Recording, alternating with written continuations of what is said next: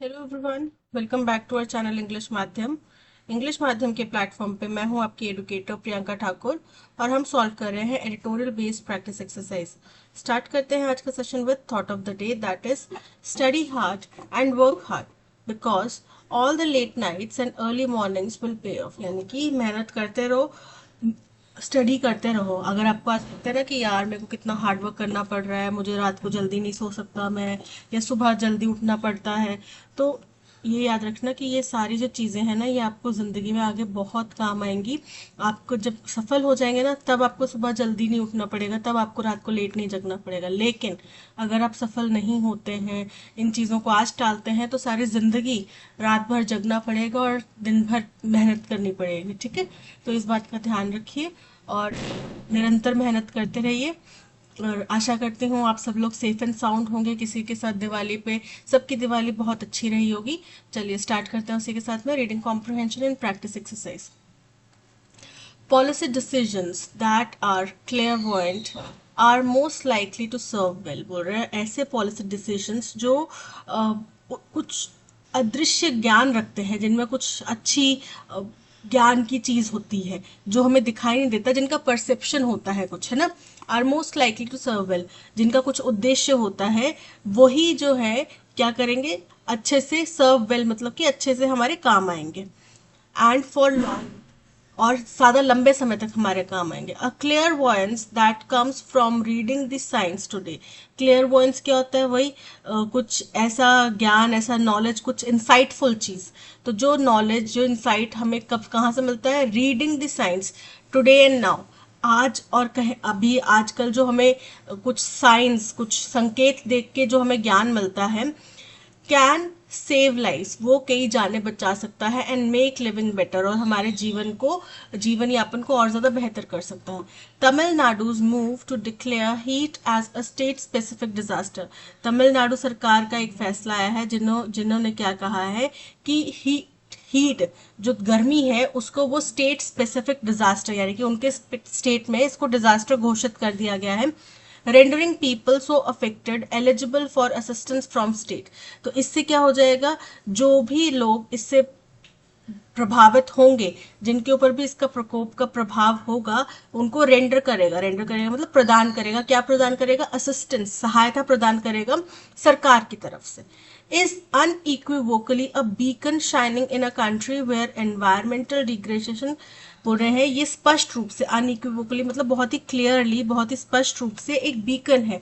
Beacon है मतलब कि एक सिग्नल है, एक चेतावनी है, एक प्रकाश देने वाली कोई चीज है, यानी कि एक सिग्नल है, संकेत है किस चीज का, शाइनिंग इन अ कंट्री, एक ऐसे देश में जो कि उभर रहा है, चमक रहा है, जहां पे एनवायरमेंटल डिग्रेडेशन, वातावरण का जो डिग्रेडेशन है, उसके जो नुकसान है, goes together with unplanned cities. वो अनप्लान्ड यानी कि बिना कोई प्लानिंग के जो सिटीज का डेवलपमेंट हो रहा है उसके साथ में जरूर होता है।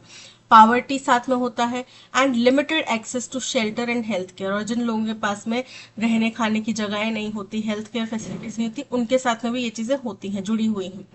The World Meteorological Organization declared that 2023 was the hottest year on record। तो वर्ल्ड मेट्रोलॉजिकल डिपार्टमेंट जो ऑर्गेनाइजेशन जो है, उसने डिक्लेयर कर दिया है, घोषित कर दिया है कि 2023 जो था वो अब तक का ऑन रिकॉर्ड सबसे ज्यादा गर्म साल था। A study on deadly heat waves projected in the densely populated agricultural regions of South Asia।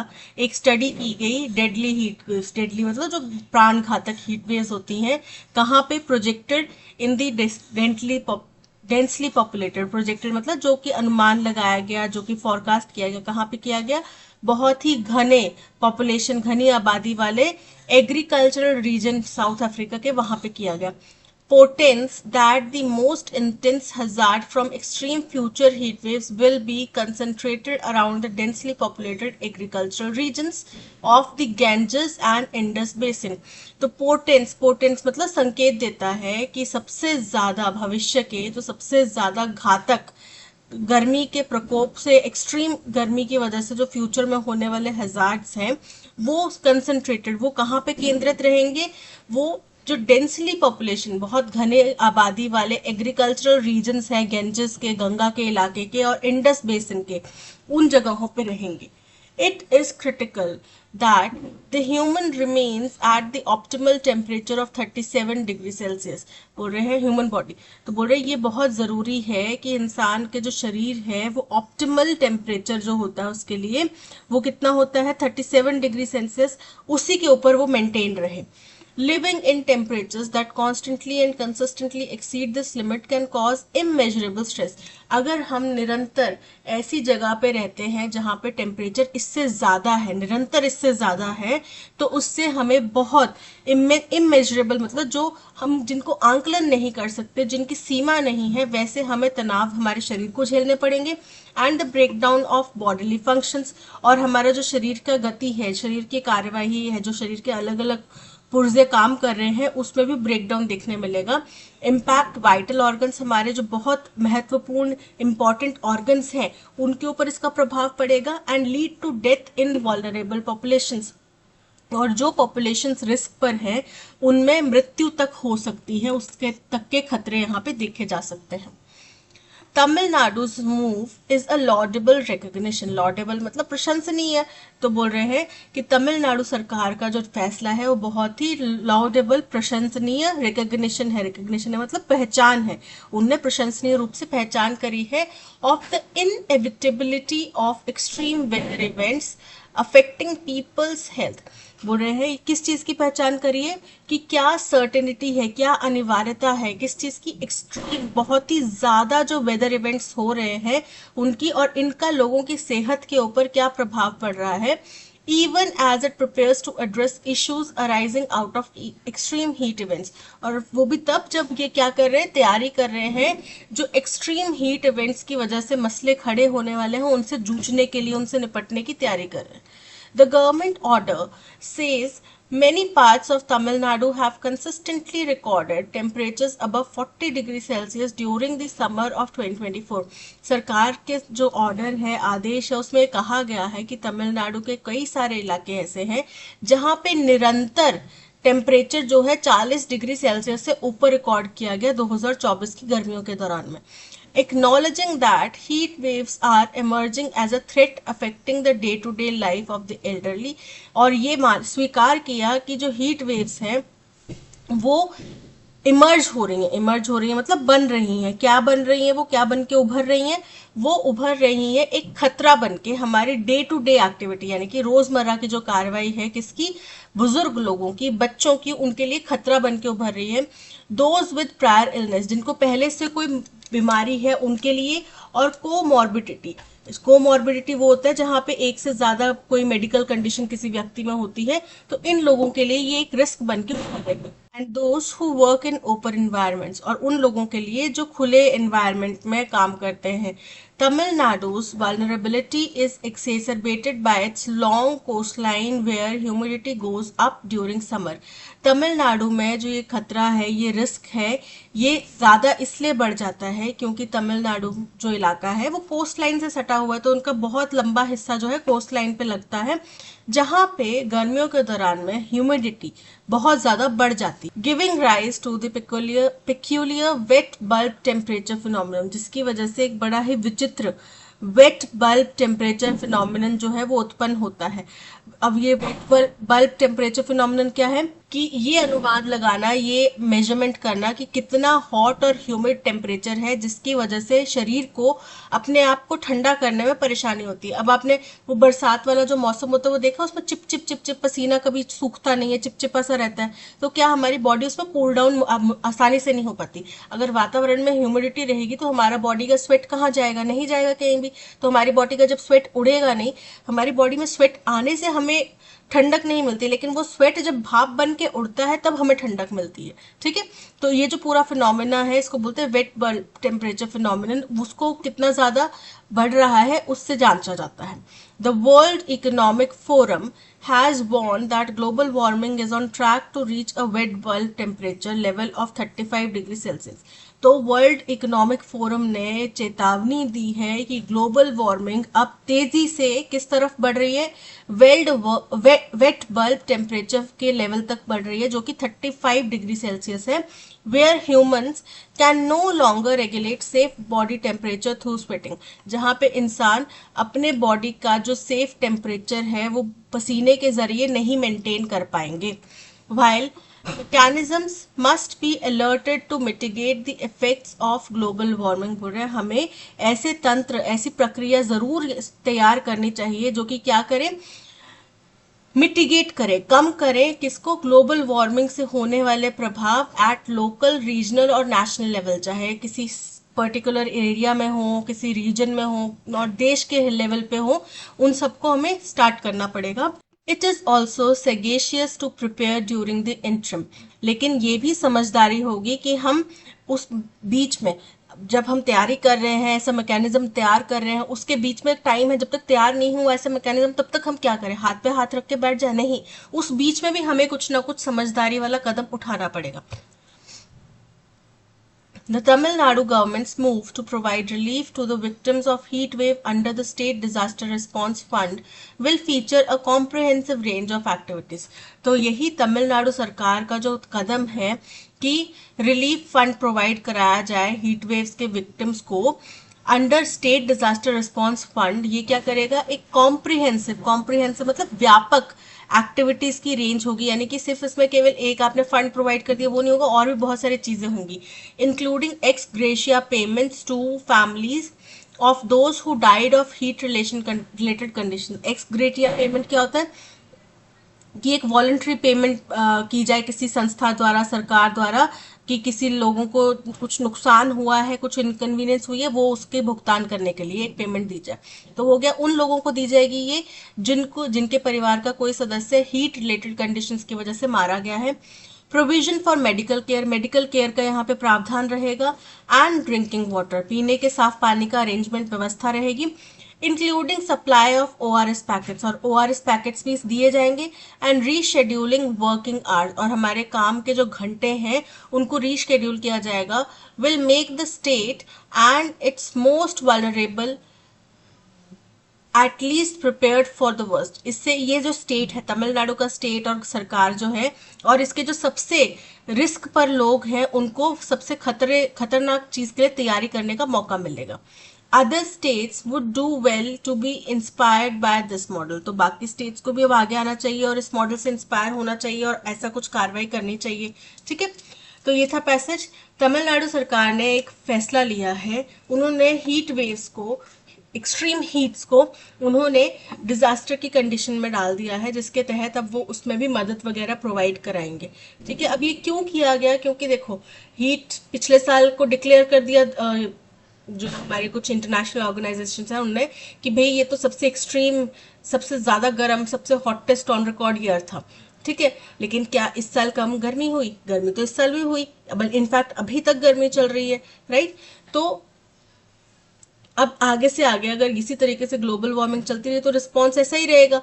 ठीक है, पर लेकिन लोग तो सफर कर रहे हैं ना, और अभी तक इसको हीट वेव्स को हम कभी भी डिजास्टर की कैटेगरी में नहीं समझते। ठीक है, ये हर साल में 10-12 दिन का एक टेम्परेचर का 10-12 दिन का एक ड्यूरेशन होता है, जिसको हम बोलते हैं कि इस टाइम पे आप थोड़ा परहेज करो, थोड़ा चीजों को ध्यान रखो, बस बाकी टाइम आप केयरलेस होके जा सकते हो। बट अब अगर एक्सट्रीम हीट ऐसे बढ़ती रहेगी तो हमारी बॉडी अपने आप नेचुरली कूल डाउन ही नहीं हो पाएगी, तो इसके लिए कुछ कदम उठाना बहुत जरूरी है। उन्हीं में से एक कदम था तमिलनाडु सरकार का ये कदम, जिसको राइटर ने बहुत ज्यादा अप्रिशिएट करा कि हाँ बहुत अच्छा फैसला लिया है और बाकी स्टेट्स को भी इससे इंस्पायर होना चाहिए। और बाकी इन्होंने कुछ हद तक इन्फॉर्मेशन दी है कि क्यों ये कदम उठाया गया, क्या जरूरत थी इसके लिए, इंटरनेशनल स्टैंडर्ड्स क्या बोलते हैं, हमारे देश के स्टैंडर्ड्स क्या बोलते हैं, इस तरीके के कुछ सवाल जवाब यहाँ पे बताए गए। ठीक है, तो आई होप आपको समझ में आएगा। अब चलते हैं क्वेश्चन नंबर 1 की तरफ। 1 हमसे पूछ रहा है what is the tone of the passage. तो पैसेज में जो राइटर है उन्होंने तमिलनाडु गवर्नमेंट की अप्रिशिएट किया है ना उसको, कि भाई अच्छा फैसला लिया है और बाकी स्टेट गवर्नमेंट्स को भी ऐसा सोचना चाहिए। इनफैक्ट अगर इसके ऊपर एक सेंट्रल गवर्नमेंट की पॉलिसी बनाना है तो भी बेहतर होगा, राइट। तो इसलिए ये काफी अप्रिशिएटिव है। अलार्मिस्ट, अगर हम बात करें कि भाई इसमें ग्लोबल वार्मिंग को लेके क्या कहा गया है या उसके लिए टोन कैसी है, तब ये अलार्मिस्ट हो सकता है। बट जो मेन डिस्कशन का टॉपिक है, मेन टॉपिक ऑफ डिस्कशन जो है वो क्या है, तमिलनाडु गवर्नमेंट का डिसीजन। ठीक है, तो तमिलनाडु गवर्नमेंट का जो डिसीजन है वो मेन टॉपिक ऑफ डिस्कशन है, इसलिए उसके लिए राइटर की टोन जो है अप्रिशिएटिव है। अगर बात करें, पूछा जाए कि ग्लोबल वार्मिंग को लेके राइटर की टोन कैसी है या पैसेज की टोन कैसी है, तो अलार्मिस्ट हो सकता है। बट क्योंकि हम ओवरऑल टोन बात करें तो ओवरऑल टोन कैसी होगी, appreciative. So option A is correct. What is the main reason for Tamil Nadu's policy decision to declare heat as a state-specific disaster? बोल रहे हैं तमिलनाडु सरकार ने क्यों ये पॉलिसी बनाई कि हीट को स्टेट स्पेसिफिक वो बना दें, डिजास्टर घोषित कर दें। तो उन्होंने ये इसलिए किया क्योंकि तमिलनाडु का जो रीजन है, तमिलनाडु जो स्टेट है, उसमें बहुत लंबी एक कोस्ट लाइन है, जिसकी वजह से यहाँ पे जो ह्यूमिडिटी की वजह से ज़्यादा टेम्परेचर हाई हो रहा है। ठीक है, और फिर वो चाहते हैं कि भाई लोगों को सहायता प्रोवाइड कराई जाए, इसलिए उनने ये फैसला लिया। To provide assistance to vulnerable people affected by extreme heat, correct है। To raise awareness about environmental degradation, तो इस फैसले से क्या एनवायरमेंटल डिग्रेडेशन के बारे में अवेयरनेस होगी? नहीं ना, तो ये इनकरेक्ट है। हाँ, लेकिन एनवायरमेंटल डिग्रेडेशन की वजह से ये फैसला लिया गया, ये बात सही है। To create a model for other states to follow, तो उनका मुख्य उद्देश्य ये तो नहीं था ना कि भाई हम कुछ ऐसा करें कि बाकी स्टेट्स हमारे पीछे पीछे आए, लेकिन हाँ, उनने जो फैसला लिया है क्योंकि वो लोगों की भलाई करने के लिए लिया है, क्योंकि उसका इंटेंशन अच्छा था, तो वो एक ऐसा फैसला सिद्ध हो गया जिसको बाकी स्टेट्स भी फॉलो कर सकते हैं। To promote scientific research on climate change, incorrect है। So option A is correct. Why is it critical for human body to maintain an optimal temperature of 37 degree Celsius according to the passage? तो देखो, इस temperature पे 37 degree Celsius का जो temperature है, अगर ये रहता है तो क्या होगा, हमारी बॉडी अपने आप कूल डाउन हो जाएगी, और क्योंकि वो अपने आप कूल डाउन हो जाएगी तो हमारे शरीर के जो बाकी सारे पुर्जे हैं या जो फिर और फंक्शन करने वाले जो ऑर्गन्स है, चाहे रेस्पिरेटरी सिस्टम हो, चाहे ब्लड फ्लो का सिस्टम हो, चाहे फूड इनटेक का, फूड डाइजेशन का सिस्टम हो, अलग अलग सिस्टम्स हैं, वो सारे प्रॉपरली काम करते रहेंगे। लेकिन अगर हमारी बॉडी अच्छे से कूल डाउन नहीं हो पाएगी, हमारी बॉडी का टेम्परेचर हाई हो जाएगा, तो जब आपको बुखार होता है तब क्या होता है, आपको खाने खाने का मन करता है? नहीं करता। आप कुछ अच्छे से फंक्शन कर सकते हो? नहीं कर सकते। तो सेम चीज आप सोचो कि आपकी बॉडी अपने आप कूल डाउन हो ही नहीं पा रही, तो आप अच्छे से काम नहीं कर पाओगे, आपकी हेल्थ रिस्क बढ़ जाएंगे। To prevent excessive sweating, incorrect है। To avoid breakdown of bodily functions and potential health risk, बिल्कुल करेक्ट है, ऑप्शन बी इज करेक्ट।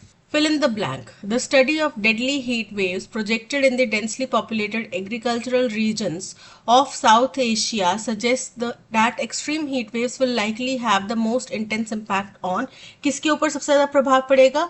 तो उन्होंने साउथ अफ्रीका में जो स्टडी करी उससे पता चला कि जो एक्सट्रीमली ज़्यादा डेंसली पॉपुलेटेड एरियाज हैं, एग्रीकल्चरल एरियाज हैं, गैंजेस के और इंडस बेसिन के, वहाँ पे ज़्यादा प्रभाव पड़ेगा। Urban centres with high population, incorrect है। Coastal regions, no. Densely populated agricultural areas of Ganges and Indus basin, option C is correct. According to the passage, why does Tamil Nadu experience a unique wet bulb temperature phenomenon? क्यों तमिलनाडु में ये wet bulb वाला temperature phenomenon हमें देखने पड़ता है? क्योंकि इनकी लंबी कोस्ट लाइन है और हाई ह्यूमिडिटी है वहाँ पे। ठीक है, पानी से ह्यूमिडिटी बढ़ती है, पानी भाप बनती है, गर्मी की वजह से भाप वो वातावरण में फैलेगी, वातावरण में फैलेगी तो हमारा पसीना नहीं सूखेगा, right. The state's geographical location near the equator, तो इक्वेटर के पास होने की वजह से नहीं है, कोस्ट लाइन के पास होने की वजह से है। The extensive coast line and high humidity levels, option B is correct. A large, one word substitute करना है, a large flat area surrounded by seats used for sports और एंटरटेनमेंट, एक बड़ा सा फ्लैट एरिया जिसके आसपास में चारों तरफ सीट्स हैं, ठीक है, और ये स्पोर्ट्स खेलने के लिए इस्तेमाल किया जाता है। तो या तो इसको बोलेंगे स्टेडियम या बोलेंगे एरेना, ठीक है। डिपार्टमेंट, डिपार्टमेंट मतलब कि कोई विभाग है तो डिपार्टमेंट तो नहीं होता। गार्डन जहाँ पे फूल वगैरह होते हैं, नहीं। सेनेट, संसद को बोलते हैं सेनेट, है ना, संसद भवन या इसको, तो arena, option D is correct, arena is correct. I have the 100 reasons to not attend the meeting tomorrow. the 100 specific कर देता है कि मेरे पास ये 100 कारण है, आपने लिख के रखे हैं कि मेरे पास ये 100 कारण है इस मीटिंग को अटेंड नहीं करने के, लेकिन यहाँ पे आप एक जेनरिक स्टेटमेंट बोल रहे हैं कि मेरे पास 1000 कारण है कि मैं ये मीटिंग नहीं अटेंड करूँ, या फिर मेरे पास 1000 कारण है उसके ऊपर ना विश्वास करने के, किसी व्यक्ति के ऊपर ना विश्वास करने के।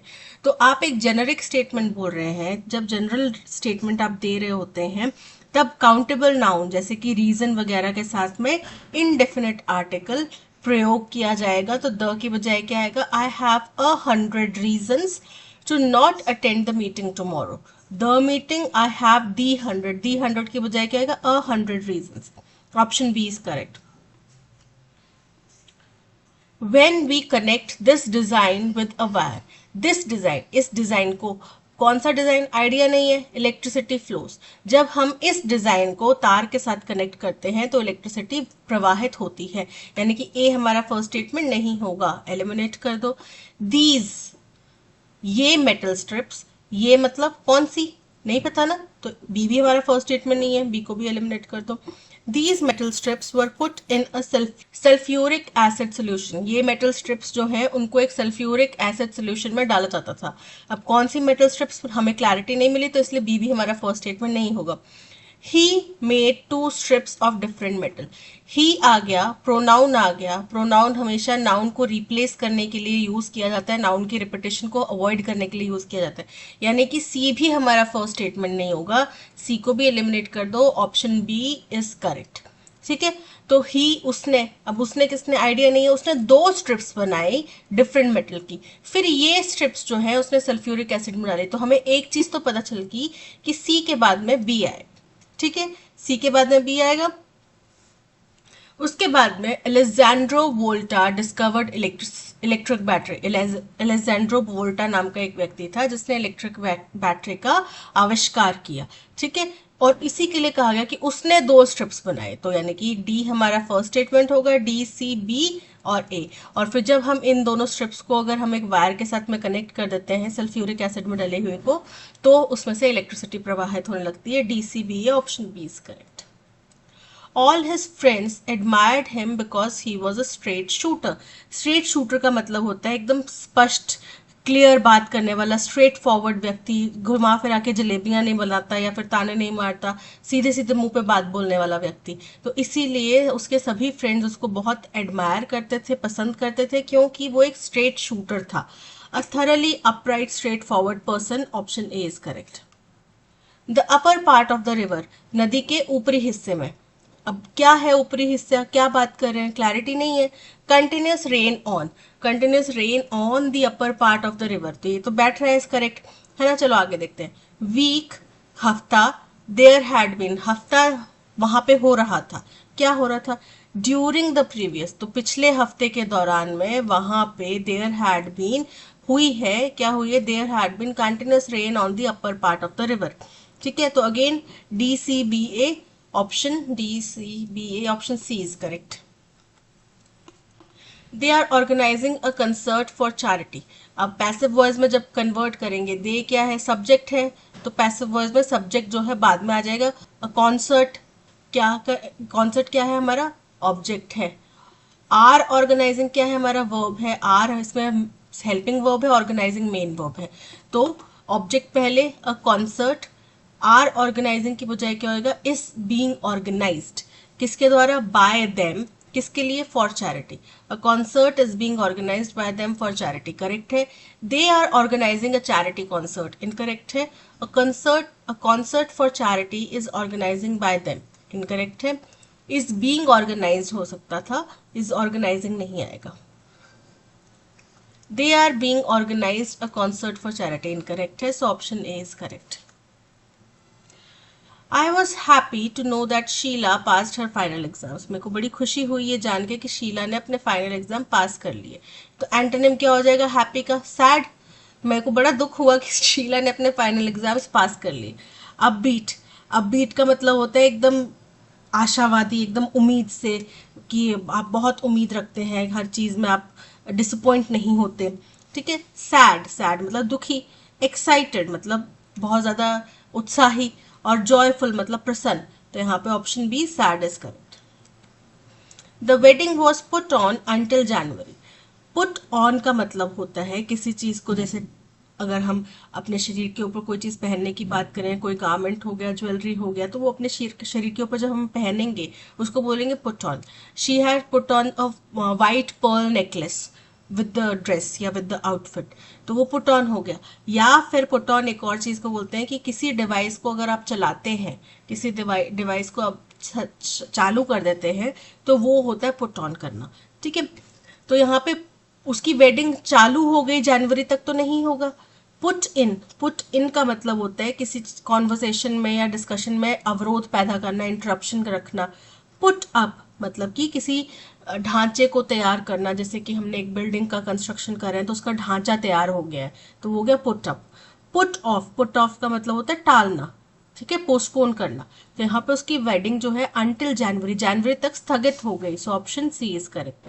पुट डाउन मतलब किसी को इस तरीके के रिमार्क करना जो कि उसको ह्यूमिलिएट करे, उसको क्रिटिसाइज करे। ठीक है, शीला डैश फेल्ड ऑल हर क्लासेस। फेल्ड का एंटोनिम चाहिए, तो शीला पास्ट फिजल्ड का मतलब होता है धीरे धीरे धुंधला हो जाना। फ्लॉप्ड या धीरे धीरे खत्म हो जाना, ये हो गया फिजल्ड। फ्लॉप्ड मतलब फेल होना, फ्लंक्ड मतलब फेल होना, और पास मतलब पास हो जाना। So option D is correct.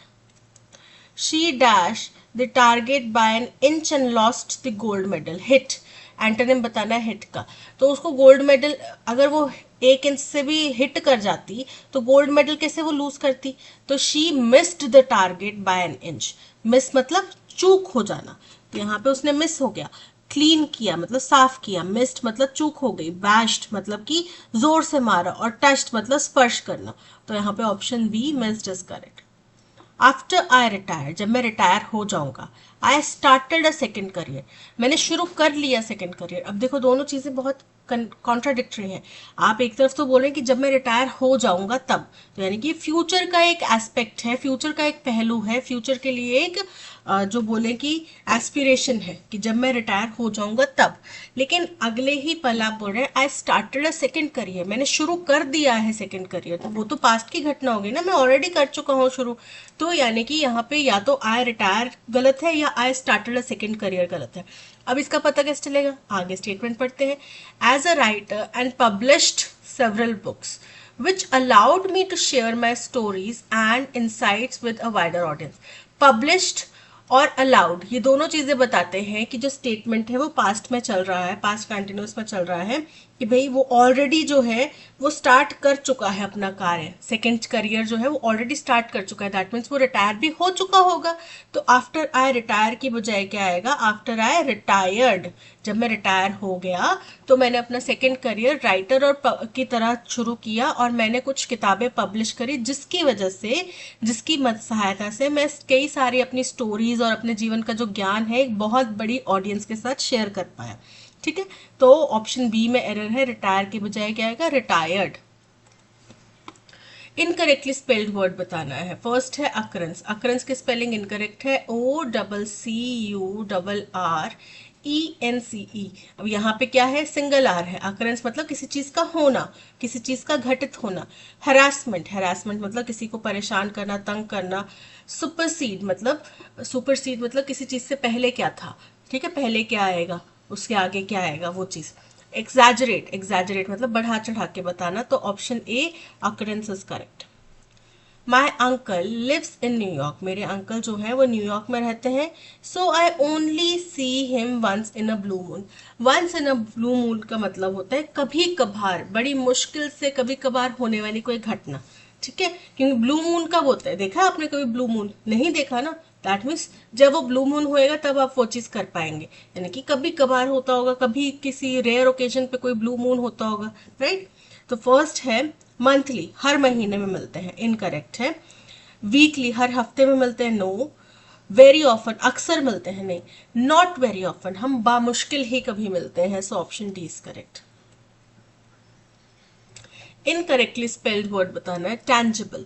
Tangible का मतलब होता है जिस चीज को आप टच कर सके, स्पर्श कर सके, ठीक है, वो हो गया टेंजिबल। हवा को आप स्पर्श कर सकते हैं? नहीं कर सकते ना, तो वो टेंजिबल नहीं है। लेकिन मिट्टी को आप स्पर्श कर सकते हैं, पेड़ पौधों को आप स्पर्श कर सकते हैं, पानी को आप स्पर्श कर सकते हैं, पर हवा को नहीं कर सकते। टेंजिबल के स्पेलिंग क्या होते हैं? TAN। अब देखो ये लिखा है टेंजीएबल, एबल नहीं आता, टेंजिबल, TANGIBLE, टेंजिबल, ठीक है। तो option A tangible is correct. B terracotta, terracotta होता है जो आप क्ले के बर्तन बनाते हैं ना, वो। टेरासाइड, टेरासाइड किसी भी प्लैनेट या उसके नेचुरल इकोसिस्टम को अगर आप डिस्ट्रॉय कर देते हैं तो उस पूरी टर्म को टेरासाइड बोला जाता है। और टर्शियल, टर्शियल का मतलब होता है थर्ड लेयर, जैसे कि प्राइमरी, सेकेंडरी और टर्शरी। तो टर्शरी का ही दूसरा नाम जो है टर्शियल है, थर्ड लेयर को बोला जाता है टर्शियल। तो यहाँ पे option A tangible is correct because the spelling are incorrect. One of Ram's leisure activities is tennis.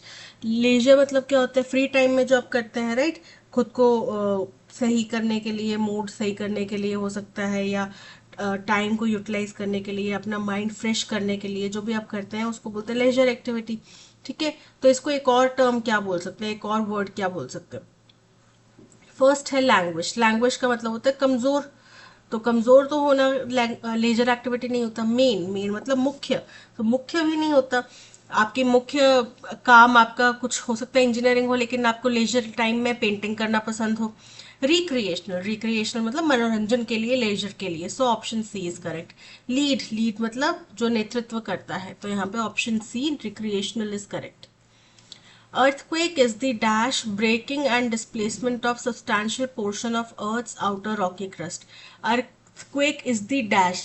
Earthquake क्या होता है? ब्रेकिंग और displacement.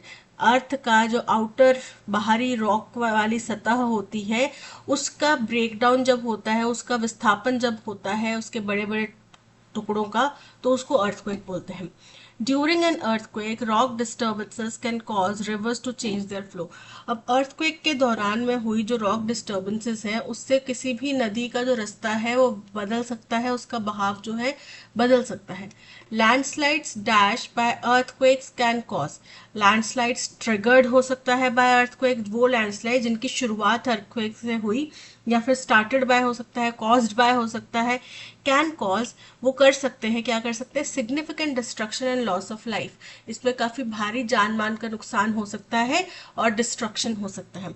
Tsunamis are a dash of damaging waves caused by large earthquakes that occur under the ocean. Tsunami क्या है? Tsunami damaging, नुकसान करने वाली waves का बड़ा का एक श्रृंखला हो सकता है, सीरीज हो सकता है, are a series of damaging waves हो सकता है, जो कि बड़े बड़े अर्थक्वेक्स जो पानी के अंदर होते हैं, समुद्र के अंदर होते हैं, उनकी वजह से होता है। अर्थक्वेक्स रेयरली डायरेक्टली किल एनीवन। तो अर्थक्वेक सीधे तौर पे किसी को नहीं मारते। अगर आप एक खुले मैदान में जाएं, वहां पे आप बैठे हुए हैं मान लो, और वहां पे अर्थक्वेक आता है, तो शायद आपको नुकसान नहीं होगा। लेकिन यहाँ पे लोग किस लिए मारे जाते हैं? जब वो मलबे के नीचे धंस जाते हैं, बिल्डिंग्स ढह जाती हैं, बिल्डिंग्स के नीचे धंस जाते हैं, तो इसलिए उनकी जान जाती है। Many dash and injuries are caused by falling debris. Many deaths and injuries are caused by, बहुत सारी मौतें और जो हादसे की वजह से जो इंजरी होती है वो किस वजह से होती है? डेब्रीज, मलबा गिरने की वजह से, एंड फॉल ऑफ स्ट्रक्चर्स और ढांचे गिरने की वजह से। The dash of an earthquake relies on how much and how far rock cracks and shifts. बोल रहे हैं जो इंटेंसिटी है अर्थक्वेक की वो निर्भर करती है कि कितना दूर और कितना बड़ा ज्यादा जो है रॉक्स के अंदर क्रैक्स आए हैं, कितने गहरे क्रैक्स आए और कितनी दूर तक ये शिफ्ट हुआ है। Earthquake is the dash breaking and displacement. Abrupt, abrupt मतलब अचानक होने वाली कोई चीज। डेलिबरेट मतलब जानबूझ के किया गया। तो अर्थक्वेक हम और आप तो नहीं पैदा कर सकते, और भगवान जी भी जानबूझ के तो स्टार्ट नहीं करते होंगे, चलो अब यहाँ पे अर्थक्वेक कर देते हैं, राइट। उनका मूड आ रहा है कि अब मनोरंजन नहीं हो रहा, एंटरटेनमेंट नहीं हो रहा, ये कर देते हैं, ऐसा तो नहीं होगा ना। वो अपने आप होता है। एक्सपेंसिव, एक्सपेंसिव मतलब पूरा विस्तार से, पूरा एक्सपैंड किया गया व्यापक तौर पे। इनोवेटिव, इनोवेटिव मतलब कुछ नया इजाद किया, तो नया नहीं है, एब्रप्ट है, option A is correct. Landslides dashed by earthquakes can cause significant destruction and loss of life. Prevented, prevented मतलब जिनको बचाया गया हो, तो लैंडस्लाइड्स बचाई गई अर्थक्वेक से, अर्थक्वेक लैंडस्लाइड्स को बचाता तो नहीं है, ब्लॉक्ड रोकी गई अर्थक्वेक से, रोकता भी नहीं है, ट्रिगर्ड मतलब किसी चीज की शुरुआत करना, तो वो लैंडस्लाइड्स जो अर्थक्वेक की वजह से होती हैं उसमें जान माल का काफी नुकसान होता है। Option C is correct. Tsunamis are a dash of damaging waves caused by large earthquakes that occur under the ocean. Tsunamis are a dash, arrest, arrest मतलब किसी को गिरफ्तार करना, तो यहाँ पे गिरफ्तार तो नहीं कर रहे हम सुनामी को, ठीक है, रोक भी नहीं रहे, अरेस्ट मतलब रोकना भी हो सकता है। इंटरप्शन, इंटरप्शन मतलब बाधा डालना, बाधा भी नहीं डाल रहे। सक्सेशन, सक्सेशन मतलब श्रृंखला, सीरीज। डिसऑर्डर, डिसऑर्डर मतलब कि अव्यवस्था, तो यहाँ पे वो श्रृंखला है, सीरीज है डैमेजिंग वेव्स का, so option C is correct. Earthquakes rarely directly kill anyone. Many dash and injuries. Many first है viability. Viability का मतलब होता है जीवित रहने की संभावना. Survival again जीवित रहना. Fatalities. Fatalities मतलब मृत्यु, deaths. तो यहाँ पे जो लोगों की ज्यादातर मृत्यु होती है या जो उनको चोटें लगती हैं वो फॉलिंग डेब्रीज या फॉलिंग स्ट्रक्चर की वजह से। The dash of an earthquake relies on how much and how far rock cracks and shifts. Depth, गहराई, earthquake की गहराई, तो हम earthquake की गहराई नहीं नापते, earthquake का मैग्नीट्यूड, उसकी इंटेंसिटी नापते हैं। मैग्नीट्यूड, मैग्नीट्यूड मतलब वो कित मात्रा में, कितना आकार में, कितना बड़ा है, ठीक है, so option B is correct. That's all, आज के सेशन में इतना ही। Thank you so much for watching.